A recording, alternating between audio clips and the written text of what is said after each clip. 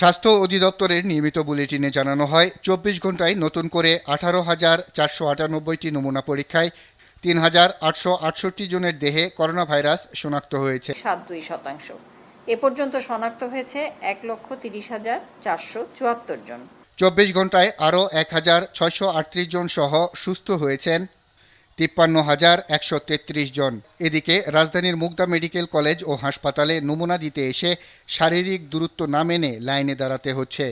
অনেকে আবার রিপোর্ট পেতে কয়েকদিন লেগে যাওয়ার অভিযোগ করেন। আগে করছে এখানে, তখন এখানকার রিপোর্টটা পাইনি, মানে মেসেজ যাওয়ার কথা যায়নি। হাসপাতালের পরিচালক দাবি করেন নির্ধারিত সময়েই তারা রিপোর্ট দিচ্ছেন, তবে জনবলের সংকট থাকায় অনেক সময় কিছু সমস্যা হচ্ছে। যারা ডাক্তার নার্স যারা ডিউটি করে আক্রান্ত হওয়ার সম্ভাবনা তাদের, আর ৭১টা করা হয় ইমার্জেন্সিতে।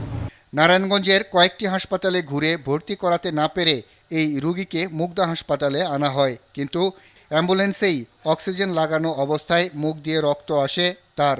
পরে পরীক্ষা নিরীক্ষা করে জানানো হয় রোগীর আগেই মৃত্যু হয়েছে।